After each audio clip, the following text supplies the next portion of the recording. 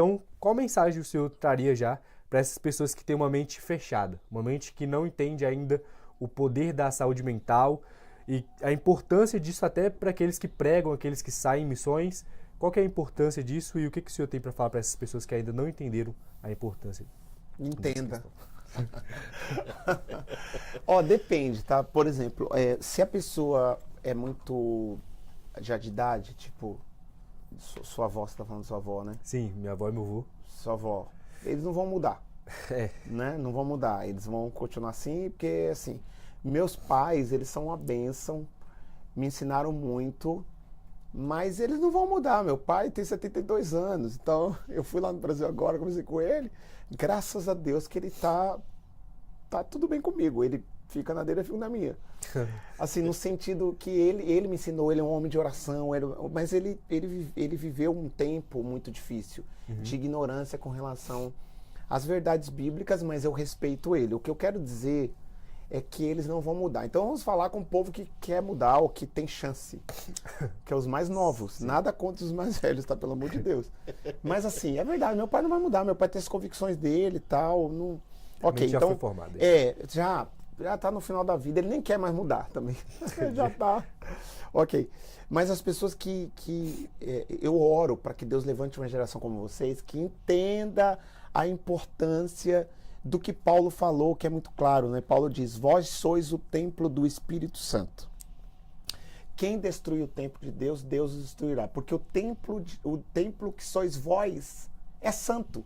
O que é santo? Santo, popularmente falando, para não falar do grego e hebraico, eu não gosto de ficar falando de grego e hebraico. As pessoas não querem saber de grego e hebraico. Então, o que é santo de forma popular? Santo é separado, isso é uma definição de santo, ou consagrado a, isso também é santo. Consagrado a. Então, quando você ia no Antigo Testamento ao templo para oferecer o sacrifício, que era o animal, a pombinha, a farinha, o que você tivesse, tinha que ser santo. O que é isso? Tinha que ser exclusivo, separado, limpo, sem defeito, sem mancha. Era algo especial. Até para você levar a oferta, não era de qualquer jeito. Exatamente. E a oferta, chegava lá, os sacerdotes, eles faziam uma triagem para ver se a sua oferta poderia ser aceita. Entende? Sim. Porque tinha que ser santa. Então, santa é isso. Separado, consagrado ou consagrado a, né? Sim. Ok. Então, Paulo diz que nós somos o templo do Espírito Santo. Não tem mais templo. O templo foi destruído em 70 depois de Cristo. Não ficou pedra sobre pedra, como Jesus disse. Aí Jesus disse para a samaritana: vai chegar um tempo que Deus vai achar os verdadeiros, porque ele está procurando e vai achar. Os que adorem o Espírito é verdade. Deus é Espírito Santo. Espírito Santo. Sim. Importa que os verdadeiros adoradores o adorem em espírito do homem e em verdade. Então o Espírito Santo, quando a gente aceita a Jesus, ele vem habitar no nosso espírito. O nosso espírito é um espaço secreto que Deus criou para que o Espírito Santo habitasse. E a partir do Espírito é gerada a adoração, é gerada a santidade, é gerado o fruto do Espírito, o dom espiritual, os talentos, os ministérios. Sim. Ok. Então Paulo diz: vós sois o templo do Espírito Santo, quem destruir o templo destruirá, que o templo que sois vós é santo. Então eu não posso jogar lixo no templo. É verdade.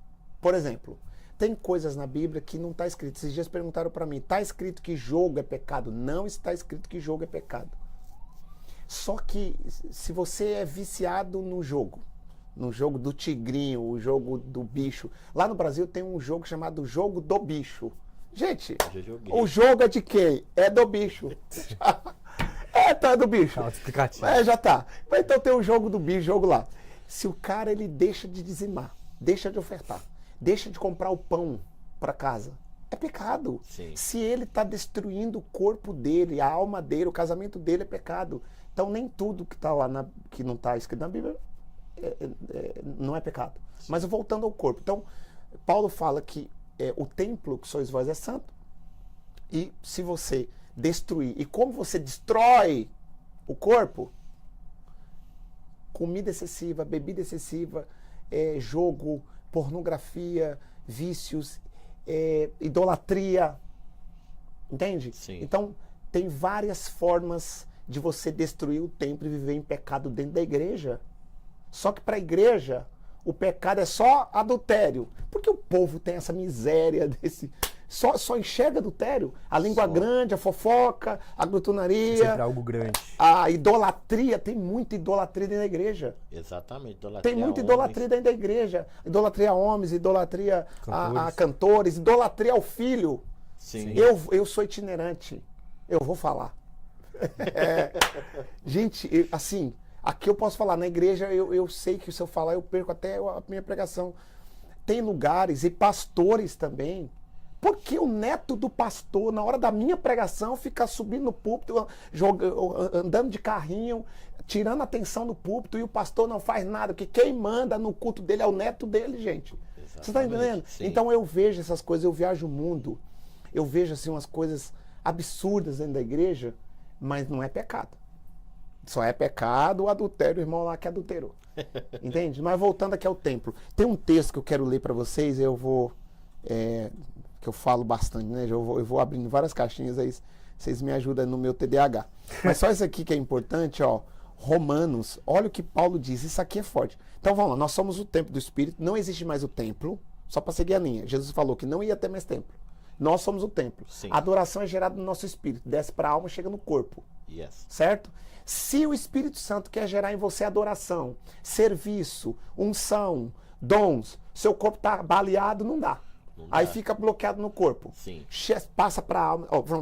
É gerado no espírito. Tudo que o Espírito Santo quer fazer em nós, que está na Bíblia, poder, unção, dons, maravilhas, serviço, missões, é gerado primeiro no espírito. Sim. Ninguém gera nada na carne. Começa pelo espírito.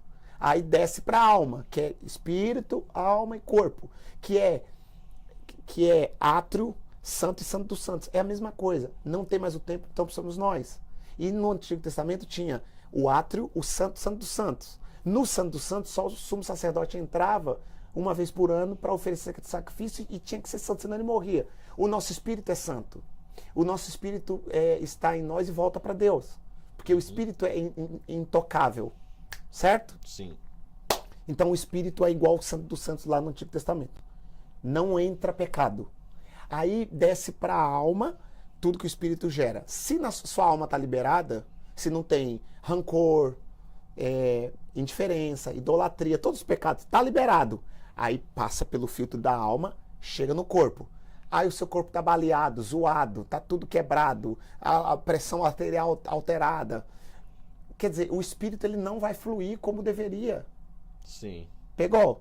Peguei. Mas às vezes a ação do espírito fica bloqueada na alma, porque na alma tem bloqueio.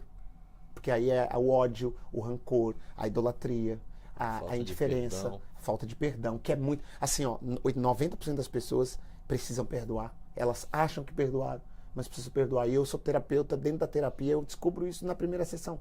Você perdoou seu pai? Perdoei. Não perdoou. Tá na cara. A pessoa... Então... o que eu quero esse ano falar, onde eu for nos podcasts em algumas igrejas, eu escrevi um livro também agora sobre isso, aí eu quero escrever mais livros sobre isso, como liberar o espírito, alma e corpo para viver a vida plena com saúde. Sim. Faz sentido? E aí, ó, Romanos 12, 1. 1 e 2, tá? Rogo-vos, pois, irmãos, pela compaixão de Deus, que apresenteis os vossos corpos em sacrifício vivo, santo e agradável a Deus, que é o vosso culto racional. Eu vou falar depois, vai fazendo pergunta aí. Sim. Porque isso aqui daria um podcast de 2 horas. Porque olha isso aqui. Esse rogo-vos é uma oração. O que Paulo está dizendo no grego? Eu estou fazendo petições a Deus para que vocês entendam que para adorar você tem que levar o seu corpo vivo, que tem um monte de gente morta dentro da igreja. Eu prego, o cara tá dormindo, tá com déficit de atenção, tá olhando pro lado, tá mexendo no celular, tá desmaiando. Entendeu? E eu sei que aqui na América, eu fui em outro podcast aqui, e aí a irmã que estava me entrevistando, ela gostou, começou a se empolgar, eu ficava assim, não, calma, porque as pessoas trabalham muito aqui, mas eu não sei mal interpretar também, porque eu sei que as pessoas trabalham muito. Dia de semana aqui eu vou pregar, o pessoal tá cansado, vem, nem jantou, eu entendo, eu quero ponderar, eu quero contextualizar. Porém, Paulo está dizendo, quando você entrar na presença de Deus, apresenta o seu corpo como sacrifício vivo, santo e agradável. Então, às vezes eu vou na igreja, o cara tá com cara de demônio, cara de dívida, cara de desespero. E é interessante quando o senhor toca nesse assunto. Vai falando para eu tomar meu café. Do corpo, pastor. É que quando nós lemos o Antigo Testamento, nós vemos a preocupação das pessoas em relação ao templo, né? E você vê tinha um respeito. que na igreja as pessoas pregam muito a respeito disso. Ah, porque o templo, tudo era de forma perfeita, o sacerdote era santo, se ele não tivesse aquela vida de santidade, ele morreria. Morria queimado lá. As pessoas dedicavam a vida para cuidar do templo, da casa de Deus. Só que quando nós vamos para o Novo Testamento, que Jesus ele fala e esclarece que agora o templo somos nós não queremos ter esse mesmo cuidado. Nós não importamos tanto mais com o templo dele. Nós estamos falando português, né? Nós não estamos nem aí para o templo dele. O senhor falando aí, eu tô aqui, ó, com a saúde toda. Mas vai mudar a partir de hoje. Já veio um gatilho aqui na mente, Sim. porque eu tô vendo que eu tô devendo em relação à minha saúde. E isso vai prejudicar outras áreas na minha vida. Vai prejudicar a sua vida espiritual. Sim. Eu sei que com esse assunto, assim, olha, eu vou aqui abrir meu coração para vocês, tá? Que a gente tá no bate-papo aqui. Amém. Deus me chamou para esse assunto. Eu tenho autoridade para falar sobre isso. E eu sei que vai chegar uma hora que vai ser polêmico. Porque assim, eu vou tocar em feridas. Mas é necessário. Entende? Então por que eu tô falando isso? Porque eu vou falar algo polêmico aqui, mas eu vou dar uma segurada ainda. Não vou falar tudo, não. Quando a pessoa não tem saúde física e emocional, a vida espiritual dela também é prejudicada. Por exemplo, o cara que tem um sobrepeso, ele pesa lá, sei lá, eu vou falar em quilos, porque aqui eu tô chegando na América, eu ainda não entendo muito. Quilos é mais fácil. 130, 140 quilos. Ele vai ajoelhar. Ele ora 1 hora de joelho? Não ora. Ele não ora. Não dá. Porque ele vai ajoelhar e ele tem 100 quilos em cima do joelho dele. Dói o joelho. Não, só de falar já sentiu o joelho Não, dele. mas não dói não. É assim, não dá. Doer é uma coisa, mas não dá. Então eu tô falando de algo. Tudo bem, você vai dizer, não, mas eu posso orar sentado. Ok, tudo bem. Para mim, a posição oficial, isso aqui também é polêmico, a posição oficial, tudo que é polêmico, a posição oficial da oração é de joelho, porque você também tem uma questão emocional e tal, que eu não vou entrar no mérito. Mas ok, eu vou orar sentado, mas eu tô falando só de um aspecto, só de vários. Sim. Quando a pessoa tá com sobrepeso, tá mórbido, ele tem muito sono, ele não tem disposição, ele não consegue ficar acordado, ele tem muita dificuldade com tudo, déficit de atenção, pressão arterial é alterada e tal, mas eu também não tô aqui só para falar de corpo, eu tô aqui para falar dos 3, porque no outro podcast o pessoal fica puxando pro corpo, não é só corpo, e é importante falar isso, porque também é fácil a pessoa que tá no peso ficar falando, então, mas não é só o corpo. Então Paulo diz aqui, apresentei os vossos corpos, porque não tem como você adorar a Deus sem o seu corpo. Sim. Sim ou não? Sim.